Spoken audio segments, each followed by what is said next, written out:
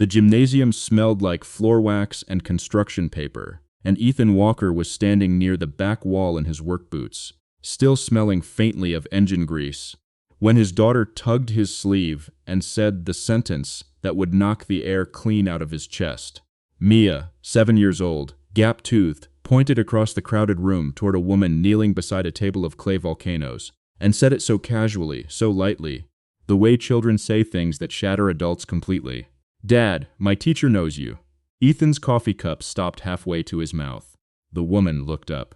For one full second, neither of them moved, and the noise of 40 parents and 40 children seemed to fall away into a kind of underwater silence, because the woman kneeling on the gymnasium floor, wearing a cardigan the color of dry wheat, was Olivia Bennett, the woman he had loved with his whole 24-year-old heart, the woman who had vanished from his life 11 years ago without a single word of explanation, the woman he had spent a decade telling himself he was over. Her hand, resting on a papier-mâché volcano, went still. The paper mountain toppled sideways off the table and hit the floor with a soft, ridiculous thud that neither of them laughed at. Ethan set his coffee down without looking at it. To find out how two people who loved each other that completely ended up standing 11 feet apart in a school gymnasium like strangers, and what it would take for the truth buried between them to finally surface, stay until the very end of this story.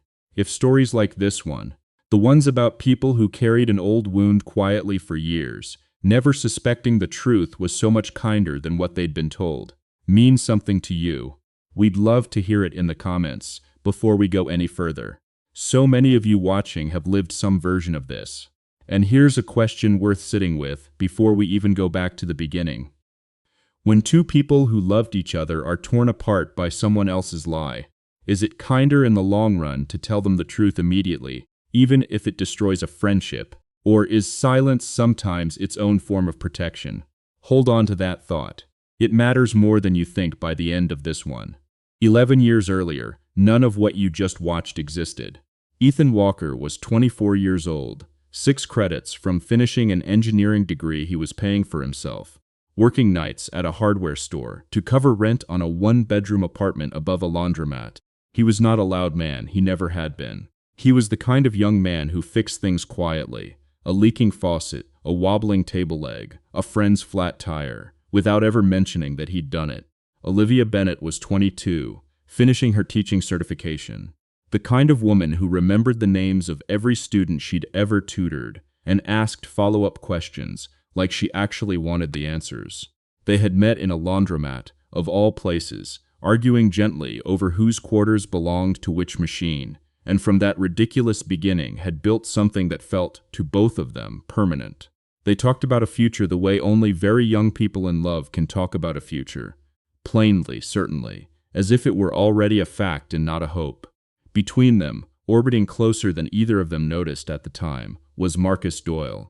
Marcus had grown up 2 streets over from Ethan, had known him since middle school, and had a gift for charm that made him easy to trust and easy to underestimate as anything but a friend. He laughed loudly. He remembered everyone's birthday. He was, by every outward appearance, the kind of friend a person is lucky to have. What Ethan never noticed, and what Olivia never let herself examine too closely, was the particular way Marcus watched her when he thought no one was looking, not with the harmless appreciation of a friend, but with something quieter and hungrier that he had never once said aloud, not to her, not to Ethan, not even fully to himself.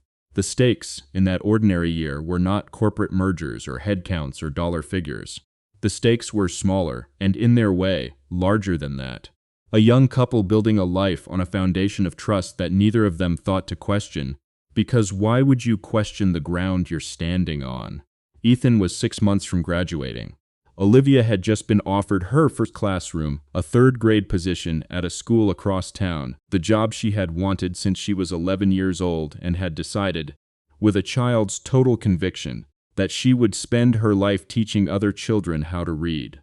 They had started, quietly, looking at engagement rings neither of them could afford, treating it as a joke that wasn't entirely a joke.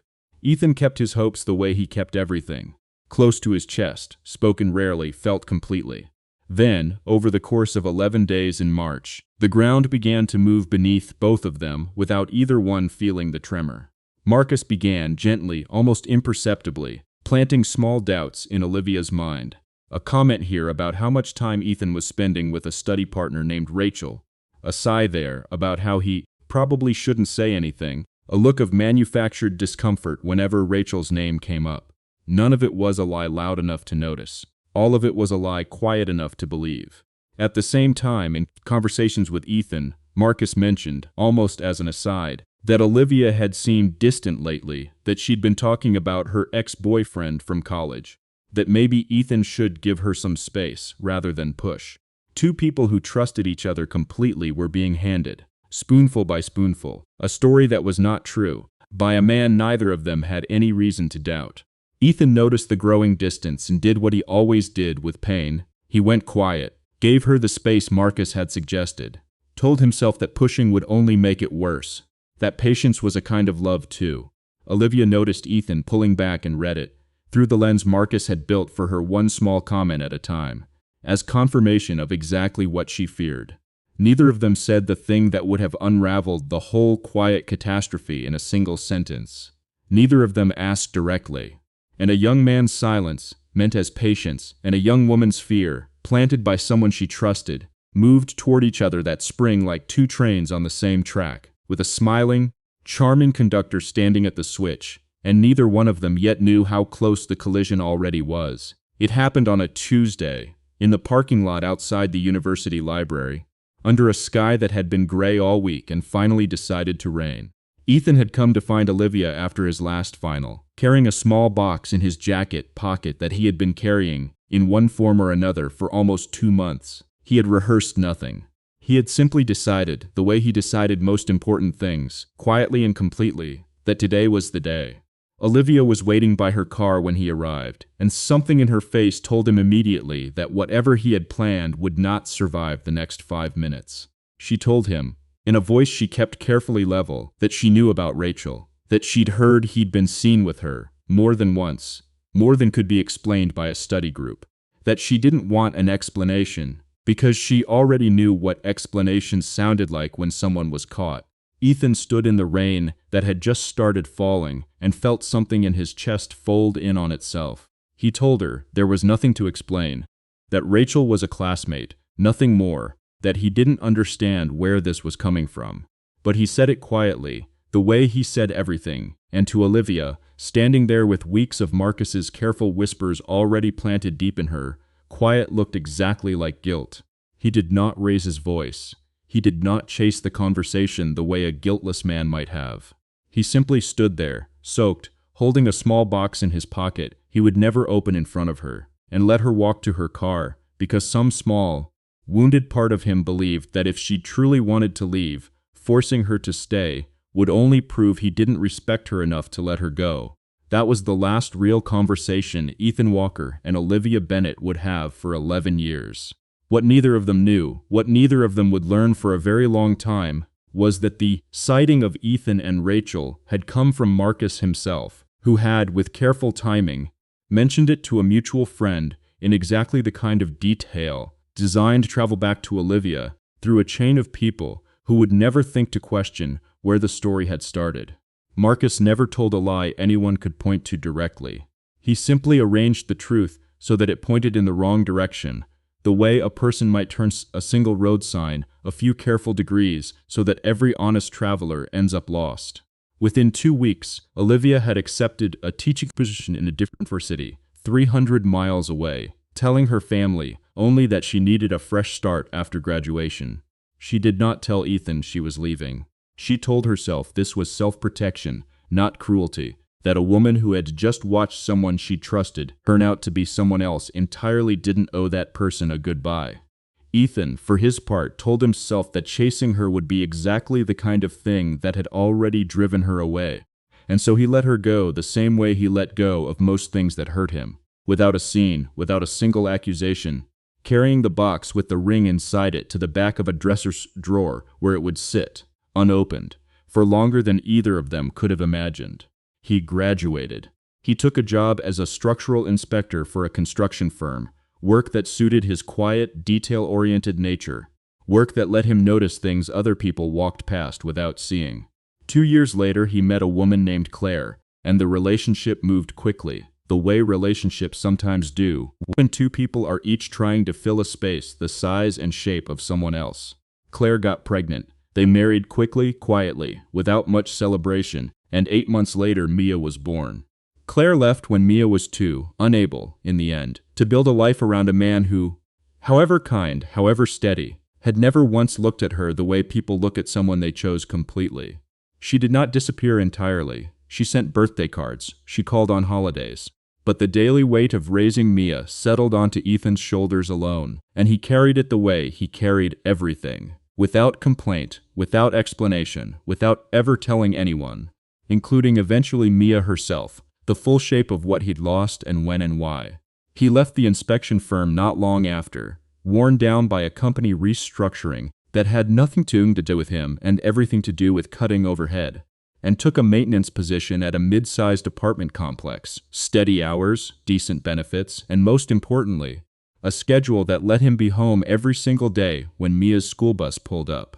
He never told anyone at his new job about the engineering degree in a drawer, or the ring in a box beside it, or the woman he still sometimes thought about at odd hours, not out of shame, but because there was no one left to tell, and because some men carry their history the way they carry tools, organized, put away, taken out only when the work requires it.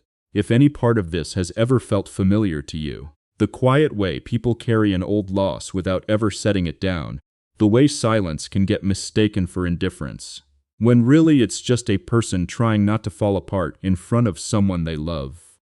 We'd be honored if you shared that in the comments. Plenty of people watching tonight know exactly what it costs to stay quiet. There is a version of this story where Ethan is at fault for saying too little.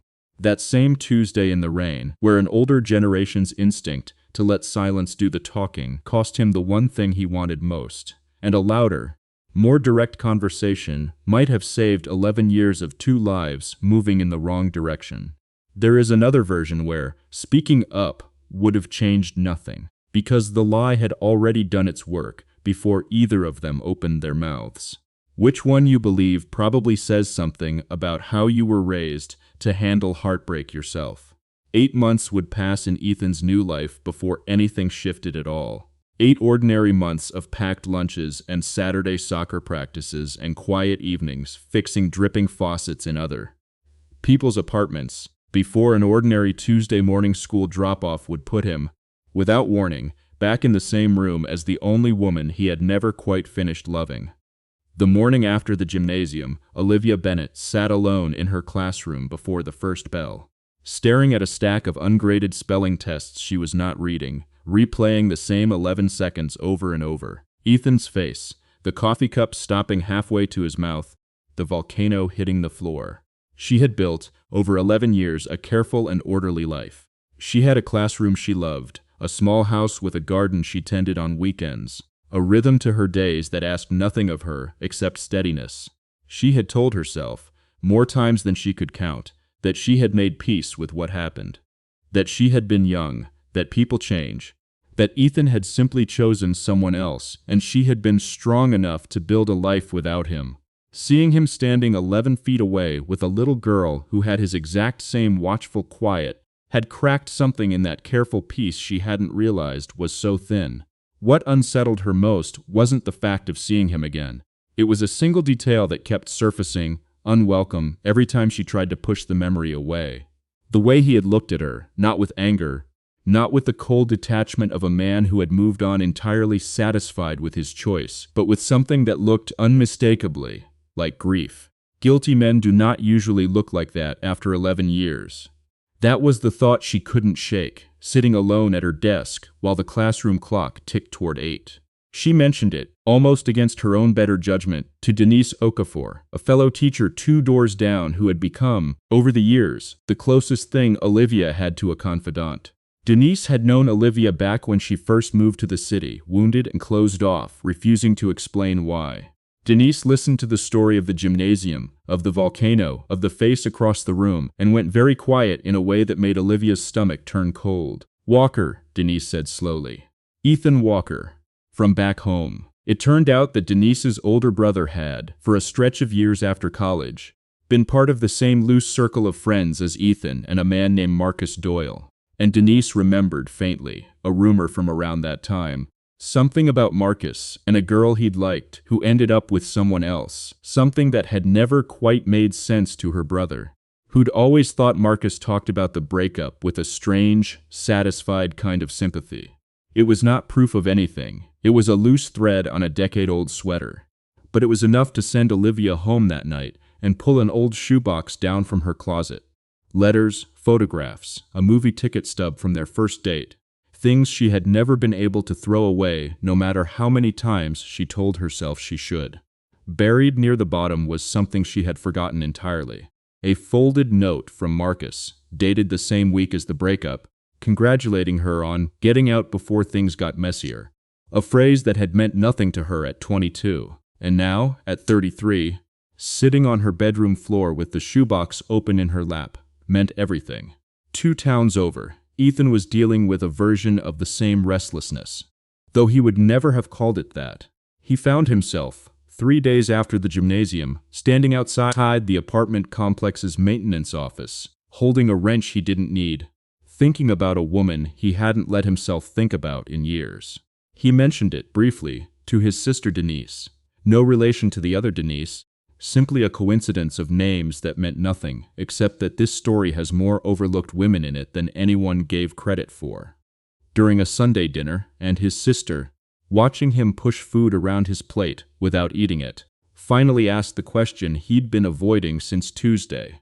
Did he ever wonder, she asked carefully, whether the story he'd believed for 11 years had actually been true? He had wondered. He had wondered for 11 years, in the specific, disciplined way a man wonders about something he has decided not to chase. He told his sister what he had never told anyone in detail: the parking lot, the rain, the box in his pocket he never opened, Marcus's offhand comments in the weeks before, comments he had never thought twice about, because why would a friend lie about something that mattered? Saying it out loud, for the first time in over a decade, he heard the shape of the story differently than he ever had before. He heard, for the first time, how convenient the timing had been. 10 days after the gymnasium, Olivia did something that took more courage than most people watching this video will ever know, because it required setting aside 11 years of protective pride. She asked the school secretary carefully whether Mia Walker's father had a phone number on file for parent communication, and she used it, not to reopen an old wound for the sake of reopening it, but because a woman who had spent a decade quietly believing a lie had finally found a single loose thread, and she was not the kind of person who could leave a thread like that unpulled. She called him on a Thursday evening. Ethan answered on the second ring, the way he answered everything, unhurried, careful. She asked if they could talk. Not about Mia, but about something else. There was a long pause on the line, long enough that she wondered if he'd hung up before he said quietly that he'd been hoping she'd ask. They met at a coffee shop 2 days later, neutral ground, both of them arriving early and pretending they hadn't. Olivia laid the folded note from Marcus on the table between them without preamble, watched Ethan's face as he read it, watched something in his jaw tighten that she recognized instantly, even after 11 years, as the specific stillness he wore when he was holding back something enormous. He told her, in careful, measured sentences, what Marcus had told him about her that spring, the comments about her ex-boyfriend, the suggestions to give her space, the small, steady drumbeat of doubt he'd never once thought to question. Olivia felt something like the floor tilting beneath her chair. 2 people had lost 11 years to a story neither of them had actually lived, built by a third person they had both trusted without a single reason to doubt him. Before either of them could fully sit with what that meant, Olivia's phone buzzed with a message from the school administration. An urgent one, the kind that made her stomach drop before she even opened it, informing her that a parent complaint had been filed against her that afternoon, alleging she had shown favoritism toward a student, a complaint that, when she read the name attached to it in the file, turned out to have been submitted by a man named Marcus Doyle, who, in a coincidence too strange for either of them to process in the moment, had moved to the same city 8 years earlier and now sat on the school district's parent advisory board. 11 days would pass before that complaint reached its hearing. 11 days in which Ethan and Olivia without either one quite deciding to, would start piecing together not just what had happened to them 11 years ago, but what Marcus Doyle might still be capable of protecting today. The 11 days between the cough shop and the hearing were the strangest of Ethan Walker's adult life. Because for the first time in over a decade, he was not simply carrying his history quietly. He was actively working to understand it, and he did that the only way he knew how, methodically, precisely, the way he'd once been trained to inspect a building for a flaw invisible to everyone but the person looking closely enough. He drove, without telling Olivia at first, to the old apartment complex where he'd lived above the laundromat, and found, through a property manager who remembered him kindly, an old maintenance log that placed him on the specific evening Olivia claimed she'd been told he was with Rachel, working a closing shift at the hardware store until 11 at night, a shift record Marcus could not have known Ethan still had, tucked in a folder of old pay stubs he'd never had a reason to throw away.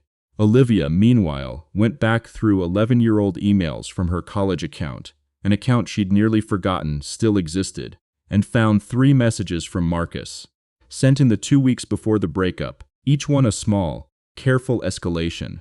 Comments about Ethan's closeness with Rachel that grew slightly more specific each time, as though he'd been testing how much she'd believe before pushing further.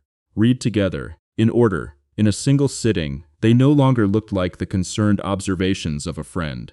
They looked exactly like what they were, a campaign, patient and deliberate, run by a man who had wanted her for himself and had understood correctly that the fastest way to get her was not to court her directly, but to quietly dismantle the trust she had in someone else. The parent complaint hearing became unexpectedly the place where all of it came apart. Marcus arrived polished and calm, the same easy charm Ethan remembered from 20 years earlier, dressed in the kind of blazer that photographs well for local school board coverage. And he opened by describing Olivia's pattern of favoritism towards certain students in warm, reasonable language, the same tone he'd once used to plant doubt in 2 22-year-olds who had no reason to suspect him of anything.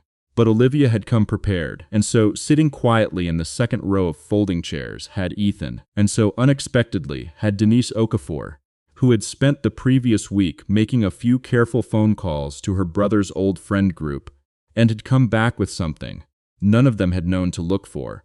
A group message thread, saved on her brother's old phone and forwarded to her out of simple loyalty, in which Marcus, 20 years old and unguarded among friends he trusted, had written openly about his frustration that Olivia had chosen Ethan, and his intention, in his own words, to fix that. The room went very still when Denise read the message aloud, time-stamped and undeniable, 20 years old and never meant to survive this long. Marcus's easy composure did not shatter all at once. It eroded, visibly, sentence by sentence, as the administrators on the panel exchanged glances and the parent, who had originally seconded his complaint, quietly gathered her coat. He tried at first to reframe the message as a joke among young men, the kind of thing people say and don't mean, but the timeline undid him. The message, the breakup 2 weeks later, the note congratulating Olivia on getting out before things got messier, each piece small on its own, devastating stacked together. He tried briefly to pivot back to the favoritism complaint itself, to keep the room's attention on Olivia rather than himself, but the panel had already stopped listening to him with anything like the trust they'd extended 20 minutes earlier. By the end of the hearing, the favoritism complaint was dismissed for lack of any actual evidence, and the district's advisory board chair asked, in careful, formal language, whether Marcus would like to address the message that had just been read into the record. He did not have an answer that survived contact with the silence that followed. There is something worth sitting with here, something a lot of you watching have probably lived through in smaller, quieter versions of your own. The particular damage a person can do not through anything as clumsy as an outright lie, but through the careful arrangement of true-sounding details pointed in the wrong direction.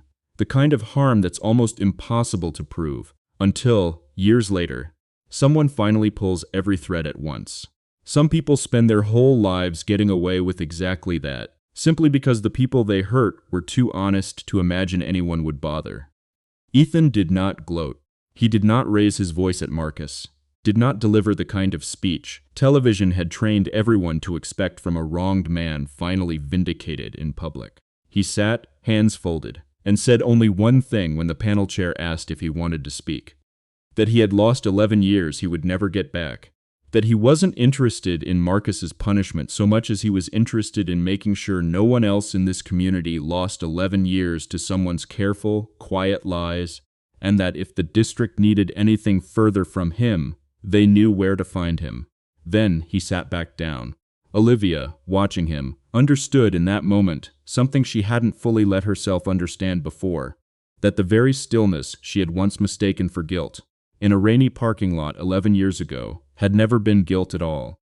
It had been restraint. It had always been restraint. They did not resolve everything that night. There was too much. 11 years, a daughter who didn't yet know any of this history. A caution in both of them that neither one was ready to simply set down because the truth had finally surfaced. But walking to their cars afterward, in a parking lot that neither of them commented on the echo of, Olivia asked Ethan quietly whether he'd be willing to have coffee again. Not to talk about Marcus, not to talk about 11 years ago, but simply to talk the way two people talk when they are figuring out, carefully, whether there is still something worth building. Ethan said yes before she'd finished the sentence.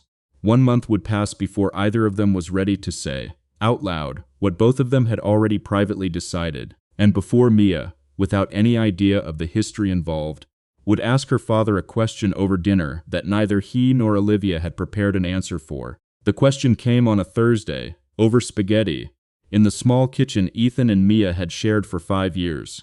Mia, methodically twirling noodles onto her fork the way her father had taught her, asked, without looking up, whether Ms. Bennett was going to be her stepmom. Ethan set his fork down slowly. He had, in fact, been planning to ask Olivia something very close to that question himself, though not quite yet. Not quite so soon, and certainly not with quite so little warning. He told his daughter honestly that he didn't know yet, but that he hoped, very much, that the answer might someday be yes.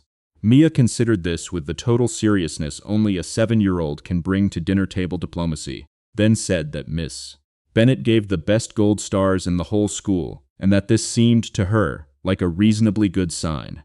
What followed over the next several weeks was not a grand public reconciliation staged for an audience, because that was never who either of them was. It was smaller than that, and truer than that. Olivia invited Ethan to the school's spring open house, not as a parent this time but simply as himself, and stood beside him in the same gymnasium where all of it had cracked back open months earlier, and when a few of the other teachers asked with careful curiosity how exactly the two of them knew each other, Olivia answered plainly, in front of anyone listening, that Ethan Walker was someone she had loved a very long time ago, had lost through no fault of either of theirs, and was, God willing, not planning on losing again. She said it without shame, without qualification, in a gymnasium full of witnesses, which was its own quiet form of the public reckoning this story had been building toward. Not a courtroom, not a headline, just a woman finally willing to say a true thing out loud in front of people, after a decade of silence had cost her more than she'd ever admitted to herself. The school district, in the weeks that followed the hearing, quietly declined to renew Marcus Doyle's position on the Parent Advisory Board, citing, in careful administrative language, concerns raised during the recent proceedings. He did not appeal. He moved, not long after, to another city, and neither Ethan nor Olivia ever spoke to him again, which suited both of them fine, because neither one had ever wanted revenge. Only the truth, finally set down where it belonged instead of carried quietly inside two people who'd done nothing to deserve the weight of it. Olivia's principal, hearing the full story secondhand through Denise, offered Olivia a modest public recognition at the district's end-of-year ceremony. A plaque, a moment at the podium, the kind of showy gesture institutions offer when they want to be seen correcting a wrong. Olivia declined it gently and asked instead for something smaller and more permanent, a standing policy requiring any future parent complaint involving a teacher to include documented evidence before a hearing could be called, so that no other teacher in the district would ever have their reputation weaponized by someone with a grudge and no proof. The district adopted it that summer. It carries, unofficially, among the small handful of people who know the real story behind it, the nickname Bennett's Rule, though Olivia herself has never once used that name for it out loud. The quiet coda came 8 months later, on an ordinary Saturday morning, the kind with no significance to anyone outside the small circle involved. Ethan had finally carefully reopened the drawer where an old ring had sat untouched for 11 years, and decided, after turning it over in his hands for a long time, that it belonged to a different chapter of his life, and deserved to be replaced rather than reused. He bought a new one, simpler, plainer, chosen without anyone's help, and asked Olivia to marry him not in a restaurant or on a beach or in front of any crowd at all, but in his own small kitchen, on an ordinary Saturday, with Mia sitting at the table, pretending very unconvincingly not to already know what was about to happen. Olivia said yes before he'd finished the sentence, the same way he once had in a coffee shop parking lot, and Mia, unprompted, produced a gold star sticker from her jacket pocket and pressed it solemnly onto the back of Olivia's hand, informing her that this made it official. There is a particular kind of loss this story is really about, and it isn't really about Marcus Doyle at all, not in the end. It's about how easily two honest people can lose each other, not through anything either one of them did wrong, but through the quiet damage someone else does when they've decided, privately, that your happiness is an obstacle to their own. It's about how long a good person can carry a wound they never earned, simply because speaking up felt like a risk they weren't sure they were allowed to take. And it's about what happens on the rare, fortunate occasion when the truth finally does surface, not through anger, not through revenge, but through two people brave enough to sit down together and ask, honestly, what actually happened to us. Has someone in your own life ever carried a quiet wound for years, believing a story about themselves or someone they love that turned out to be built on something false? A friendship that ended strangely, a love that fell apart for reasons that never quite made sense at the time. We would be so glad if you told us about them in the comments tonight, even if it's simply to finally say, out loud, what you always suspected but never had the proof to say before.